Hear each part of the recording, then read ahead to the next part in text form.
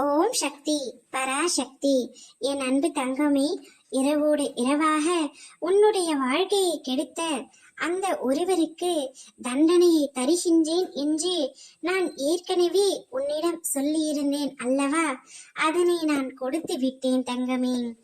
என்னம்மா தண்டனை கொடுத்தீர்கள் என்றுதானே கேட்கின்றாய்? இதை முழுமையாக கேள் தங்கமே, உனக்கே புரியும்.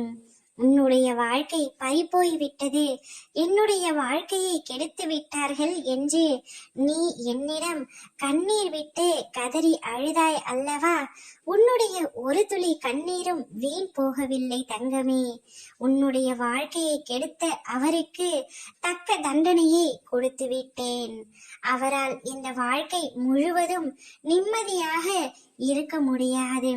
இனி யாரையும் அவரால் காயப்படுத்த முடியாத அளவிற்கு மிக பெரிய தண்டனையை வழங்கிவிட்டேன்.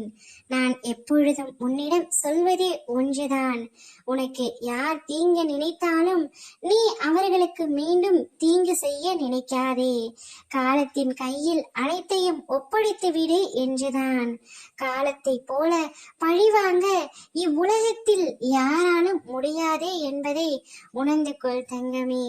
நீ கதறி அழுத நாட்கள் அனைத்தும் முடிந்து விட்டது. இனி யாரும் உன்னுடைய வாழ்க்கையை கெடுக்கப் போவதில்லை.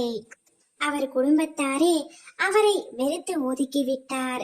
இதைவிட பெரிய தண்டனை அவருக்கு கிடைத்து விடாது தங்கமே. உன்னுடைய குடும்பத்தை கெடுக்க நினைத்த அவருக்கு அவர் வீட்டாரே அவரை வெறுக்கும்படியாக நான் செய்து விட்டேன்.